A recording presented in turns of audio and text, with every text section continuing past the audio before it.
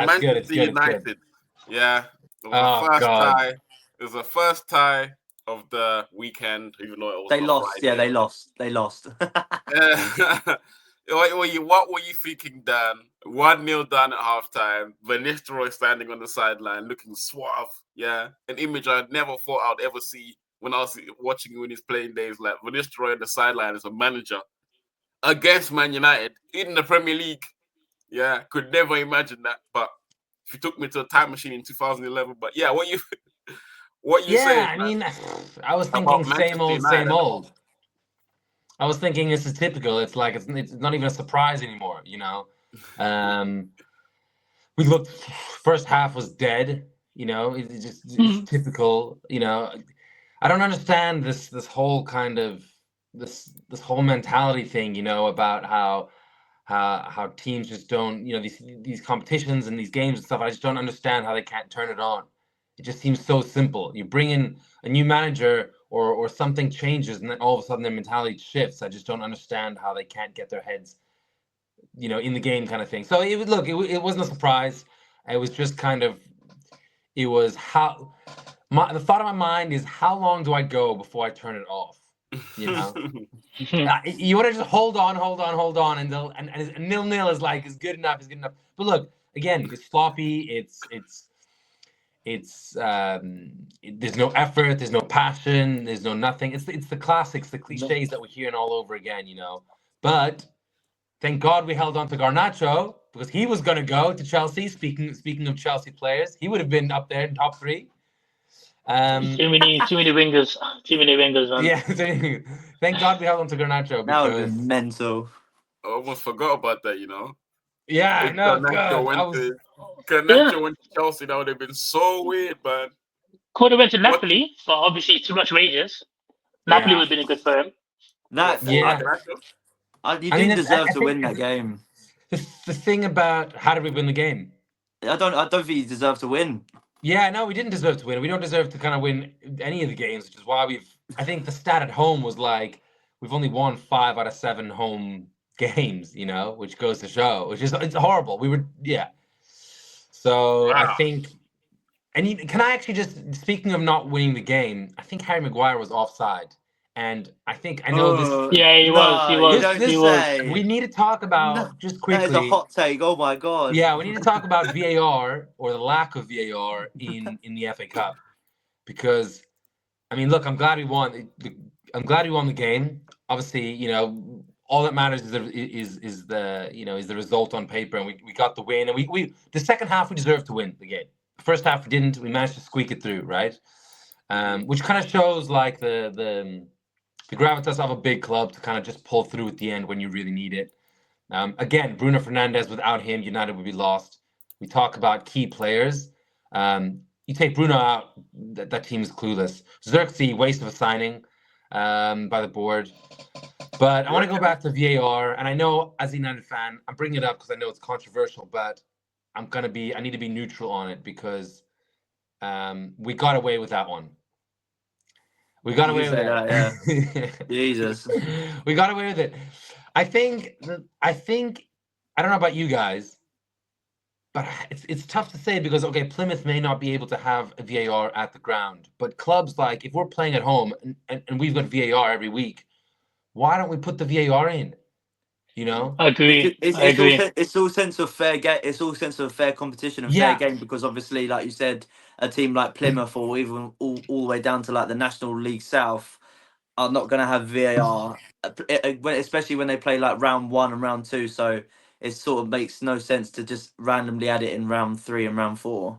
I I can't disagree with imagine. that. I think if a stadium has the capacity to have VAR, then it should have VAR. yeah. I Because guess because because if in that match the two teams both have VAR, so it's not like it's unfair to anybody else. It's still fair. But I don't but, think This is I don't think it's a good idea. Should I? but Because that's like it's an that's how. interesting debate because there are some people who prefer watching matches without VAR. Like they just prefer the old system of like, oh, it's an FA Cup match. It's refreshing because there's no VAR sort of thing. and yeah. look what happened now. Look what happened now. What- what- Man United has beaten Leicester when you could argue that they shouldn't have because there was no Yeah. VAR. It's true. It's true. I know, and I'm speaking from a neutral standpoint, and it's interesting the whole VAR thing because they say that VAR is supposed to come in to make the game better, right? To clean up the game, right? So why wouldn't you bring it in such like a big competition? Yes, okay, the whole fairness across the leagues, I get that point, but when it's there, why wouldn't you use it? Because then that, use it when you can, I think, potentially. But saying that, we Yeah. wouldn't have won on Friday night, you know? So there's two The sides only to it. thing I would argue But is it benefits fluidity of the game. It Like does if benefit you fluidity, see, yeah. because at the end of the day, yeah, football's about intangibles, yeah. You know when that goal goes in and the referee's giving it like onside and you celebrate, like that is not getting cut short in the FA Cup. Whether Yeah, the yeah. goal's right or Yeah. wrong, that yeah, thing is there, and that in it's football. Even though it's so intangible, we want to be right, but there's a beauty in that in football. And Yeah. Yeah, but it's, I mean, you look at we talked about like the Plymouth game. Imagine the penny wasn't given and there was no VAR, yeah. and then Liverpool end up beating Plymouth. Like that's just Yeah. ridiculous. I feel like if the stadium has capacity for VAR, then just have VAR. but the thing I is, think is nonsensical.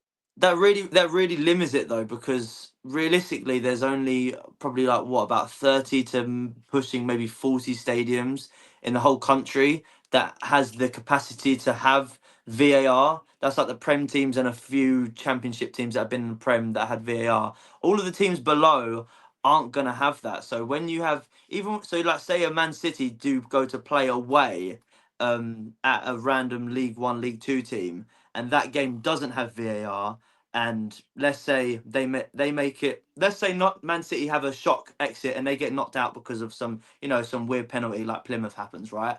And then that team then goes to the one of these stadiums that do have VAR and then get fucked over. So that's two different games that have been refed differently in the same But competition. how would they get fucked over if it's VAR?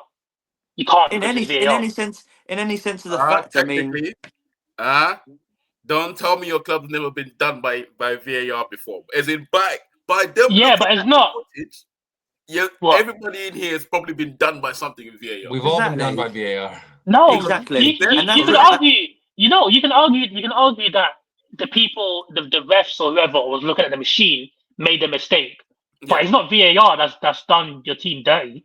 true. no, but the whole VAR thing is is there to be fair. VAR. The whole entire system and process of it is I VAR. don't, But I don't, okay, I don't understand your point in this. So what you're saying, if Plymouth goes to like another team and then they who have VAR and then the ref gives them a penny, then the penny gets cancelled because they VAR and then they lose, they got done dirty. But if it wasn't a penny, then it wasn't a penny. I So just don't think it's that not an issue. I just don't think that we should put through these other teams through the fucking stress and pain of VAR. Just let the beautiful game be. You know, let See, that. so that would be a different conversation to have. But I think Yeah, I mean, look, I think yeah. VAR makes the game fair. So I think the only argument that we have is the referees not being as good at VAR. That's the issue that we have. They need better Okay, training, that's my last and they question need to to be ask you then. faster with it.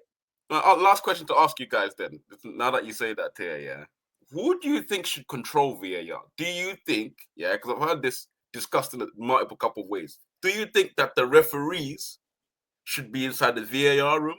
Do you reckon it should be a separate organization to the referees that kind of work together? That where it's like, okay, we call the VAR so that there's no like. No, What? I think referees who have ref the game, you know, Because yeah, this I've the heard. same way, the same way they do fourth officials. VAR, you could Yeah. argue, is like a fifth official, for example. They Mm. know the game. They know what they're looking for. They're not just guys who've kind of, just done VAR. Because I think, the nuanced things. There are those things that kind of come into play that are on the pitch that are, you give them the benefit of the doubt. You this, you that. Those on the pitch, on field decisions that referees have experienced themselves.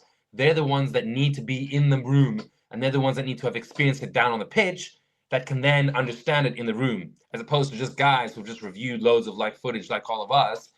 They're essentially glorified armchair critics, you know.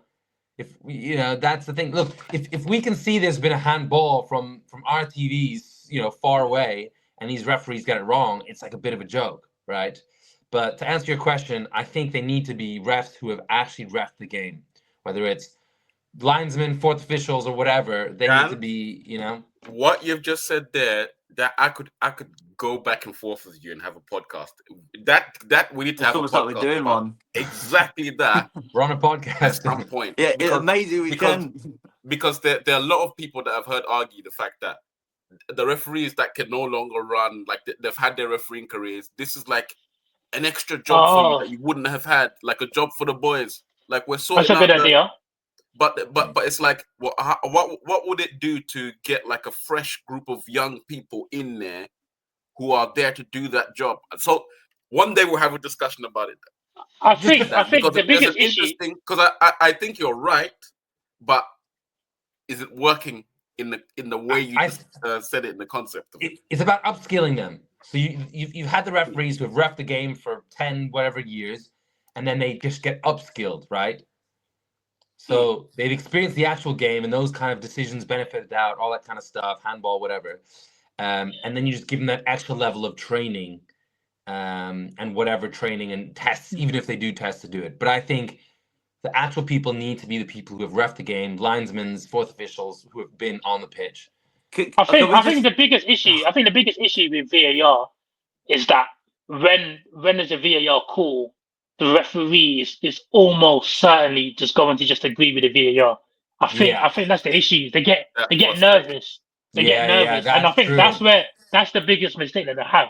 Because I feel like the VAR is supposed to be there to assist them, but the referees are using VAR to ref the game.